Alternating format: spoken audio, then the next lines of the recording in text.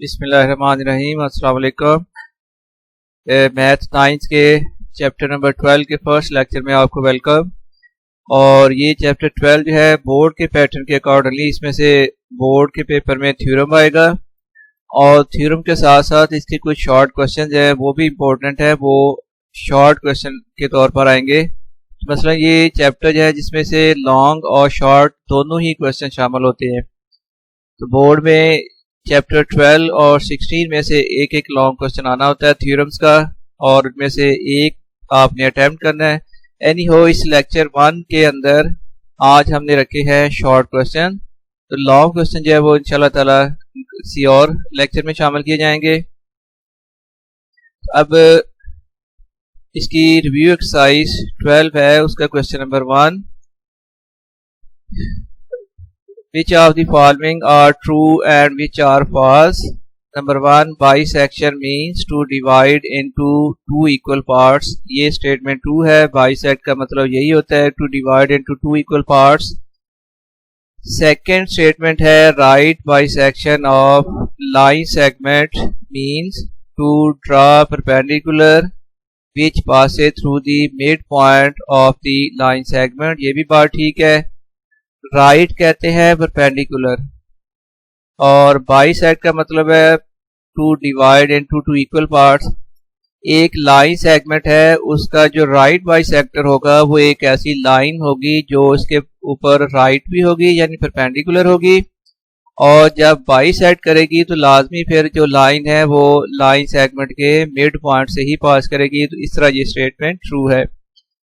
Third है any point on the right bisector of line segment is not equidistant from its end points।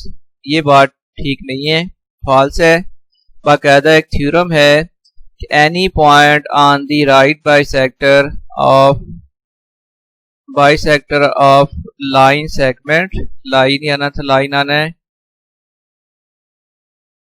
is equidistant from its midpoint। ये theorem है, उसकी statement है। तो ये वाला यहाँ पर मिस्टेक थी, मैंने ये स्टेटमेंट पास लिखी हुई है। और इसके बाद number 4, any point equidistant from the end points of a line segment is on the right bisector of it। ये भी बाकायदा यही थ्योरम की स्टेटमेंट है। इंशाल्लाह ताला वो थ्योरम हम डिटेल से करेंगे भी। ये स्टेटमेंट ट्रू है। नंबर 5 है right bisectors of the sides of a triangle are not congruent.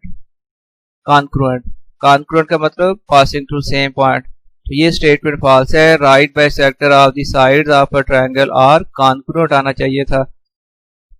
The bisectors of the angles of a triangle are congruent. ये ठीक है, एंगल्स के बाइसेक्टर जो हैं वो कॉन्ग्रुएंट ही होते हैं, वो एक पॉइंट से पास करते हैं। Any point on the bisector of an angle is not equidistant from its arm. ये भी फॉल्स है। एक्चुअली थ्योरम ये है any point on the bisector of an angle is equidistant from its arms. Number 8 है any point inside an angle equidistant from its arms is on the bisector of it। ये statement भी true है। ये भी बाकायदा theorem की ही statement लिखी गई है। इसके बाद क्वेश्चन नंबर 2 है if CD is right bisector of line segment AB then। ये देखिए, ये AB एक लाइन सेगमेंट है और CD एक लाइन है जो कि AB पर राइट बाइसेक्टर है यानी परपेंडिकुलर भी है, और राइट बाइसेक्टर का मतलब है कि ये इसको दो इक्वल पार्ट्स में डिवाइड भी करेगी। फिर मेजर AO इक्वल होगा मेजर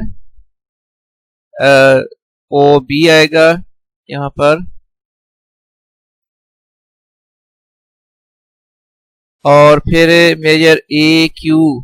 ये देखिए, ये point on the right bisector है। Q जो है वो point on the right bisector. Any point on the right bisector is equidistant from its arms, from its and points. तो फिर AQ यानी Q का A और B से डिस्टेंस इक्वल होगा। तो इट मीन्स के ए क्यू फिर इक्वल हो जाएगा मेजर पी क्यू के। ये क्वेश्चन कंप्लीट हो गया। अब क्वेश्चन नंबर 3 है, डिफाइन द फॉलोइंग।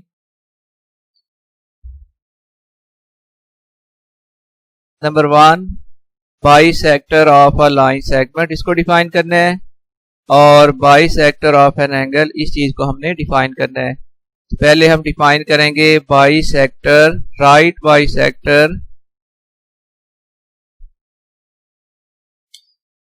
ये आपकी बुक में राइट बाइसेक्टर की डेफिनेशन है बेसिकली, तो ये इसको राइट बाइसेक्टर कर ले। तो bisector of an line segment and bisector of an angle. तो हम राइट बाइसेक्टर को डिफाइन करेंगे, a line is called a right bisector of a line segment if it is perpendicular to the line segment and passes through its midpoint। यानी एक ऐसी line जो किसी line segment के परपेंडिकुलर भी होगी और उसके मिड पॉइंट से भी गुजरेगी। तो इसको फिगर में इस तरह शो किया हुआ है कि ये देखिए, ये ए बी एक लाइन सेगमेंट है और एल एम जो है वो एक लाइन है। ये L M line A B का राइट बाइसेक्टर होगी अगर लाइन एल एम जो है वो ए बी पर परपेंडिकुलर भी है। ये परपेंडिकुलर का 90 डिग्री का एंगल शो किया हुआ है और इसके मिड पॉइंट से भी पास कर रही है। इसके बाद ये हो गया right bisector of a line segment. इसके बाद है बाइसेक्टर ऑफ एन एंगल, इसको डिफाइन करेंगे। तो ये देखिए, ए बी सी एक एंगल है और बाइसेक्टर ऑफ एंगल जो है वो एक रे होती है। रे देखें इसमें बी पी एक रे है जिसकी एक तरफ एरो लगा हुआ है। ये बी वाला पॉइंट इसका फिक्स पॉइंट है और जिस तरफ एरो लगा हुआ है वो इसका फिक्स पॉइंट नहीं है, वो आगे सो और जो साइड है वो आगे इंक्रीज होती जाएगी। तो बाइसेक्टर ऑफ एंगल जो है वो क्या है, वो एक रे का नाम है। वो कैसी रे होगी जो एंगल को दो इक्वल पार्ट्स में डिवाइड करेगी। बाइसेक्ट का मतलब होता है इक्वल पार्ट्स में डिवाइड करना। तो ये ओ बी पी जो है वो एंगल ए बी सी का बाइसेक्टर होगी अगर ये एंगल को दो इक्वल पार्ट्स में डिवाइड करे।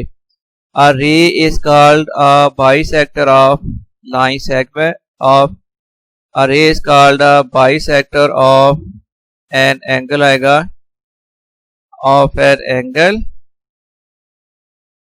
if it divides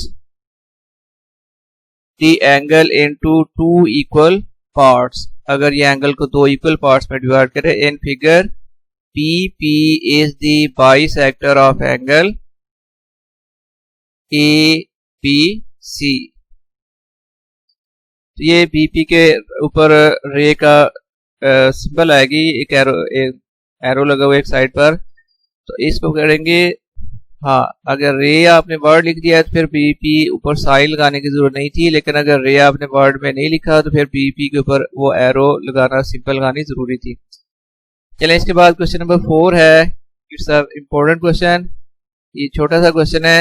in the given triangle ABC is an equilateral if the given triangle ABC is equilateral triangle and AD is bisector of angle A, then find the value of unknowns x, y and z degree।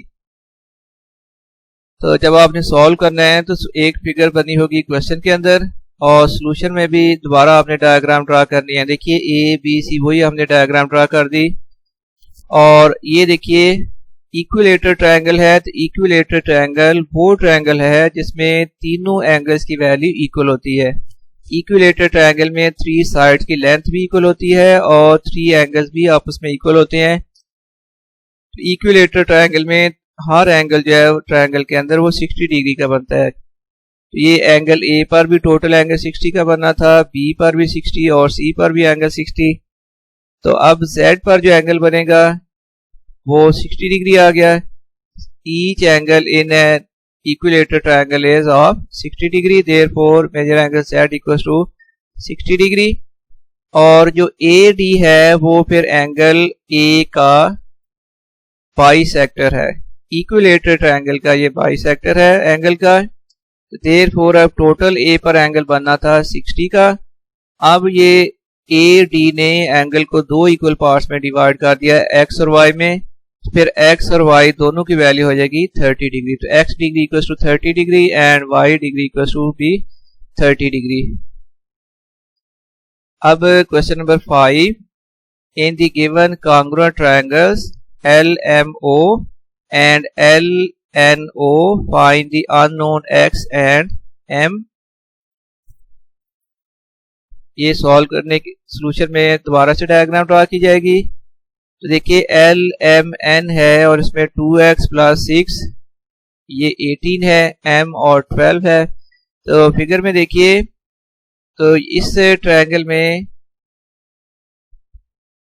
जो हमें given condition है, दोबारा एक दफा देख ले, वो था in given congruent triangles LMO and LNO। ये कॉन्ग्रुएंट ट्रायंगल्स हैं, ये ऐसी ट्रायंगल हैं जिनकी कॉरस्पॉन्डिंग साइड्स और कॉरस्पॉन्डिंग एंगल्स इक्वल होते हैं। फिर LM इक्वल होगा LN के और MO इक्वल होगा NO के। अब सबसे पहले MO इक्वल होना था NO, फिर M इक्वल आ गया 12, ये एक ही लाइन में इसका आंसर आ गया। और दूसरा है फिर 2x + 6 equal to 18, 2x equal to फिर हो जाएगा 18 - 6, ये 6 राइट साइड में जाकर माइनस हो गया। सो 2x इक्वल टू आ जाएगा 12, so x equal to 12/6, so x की वैल्यू आ गई 6। नेक्स्ट पे क्वेश्चन नंबर 6 है। अब CD is right bisector of line segment AB if measure AB is equals to 6 cm, then find measure AL and measure LB। देखिए ये AB की total length है 6 सेंटीमीटर और ये भी बताया गया है कि CD जो है वो AB का राइट बाइसेक्टर है। तो राइट बाइसेक्टर ने AB को दो इक्वल पार्ट्स में डिवाइड करना है, एक प्रॉपर्टी हो गई। और दूसरी प्रॉपर्टी ये है कि राइट बाइसेक्टर पर कोई भी पॉइंट होगा तो वो इस लाइन सेगमेंट AB जो लाइन सेगमेंट है उसके एंड पॉइंट से वो जो पॉइंट होगा वो इक्विडिस्टेंट होगा। चलिए अब इसको सॉल्व कर लेते हैं। तो सबसे पहले हमने बताना था कि मेजर AL और मेजर LB की वैल्यू क्या होगी। देखिए AB की टोटल लेंथ है 6 सेंटीमीटर, तो अब CD जो है उसका राइट बाइसेक्टर है, इसलिए AL और LB की वैल्यू टोटल का हाफ हो जाएगा। तो मेजर AL इक्वल हो जाएगा 3 सेंटीमीटर और मेजर LB ये भी इक्वल हो जाएगा 3 सेंटीमीटर। और मेजर BD देखिए D जो पॉइंट वो जो AB का राइट बाइसेक्टर है उस पर पॉइंट एक D है, तो राइट बाइसेक्टर पर मौजूद हर पॉइंट जो है वो लाइन सेगमेंट से इक्विडिस्टेंट होता है। तो अब BD फिर इक्वल आ जाएगा AD के। BD की वैल्यू 4 सेंटीमीटर दी हुई है, तो फिर AD की वैल्यू भी आ जाएगी 4 सेंटीमीटर। ये नीचे कंक्लूजन लिखी हुई है, ये थ्योरम में हम डिटेल से डिस्कस करेंगे। Any point on the right bisector of a line segment is equidistant from the end points of the line segment. ये थ्योरम की स्टेटमेंट है यहाँ जो अप्लाई की गई है। तो एनी हो ये अब ये क्वेश्चन कंप्लीट हो गया है। इस चैप्टर के जो भी पॉसिबल शॉर्ट क्वेश्चन थे हमने डिटेल से डिस्कस कर लिए हैं, इन्हीं में से बोर्ड में पेपर आएगा और इंशाल्लाह ताला एक बार अगर आप लेक्चर सुनोगे तो आपको ये समझ आएगी। अल्लाह हाफिज।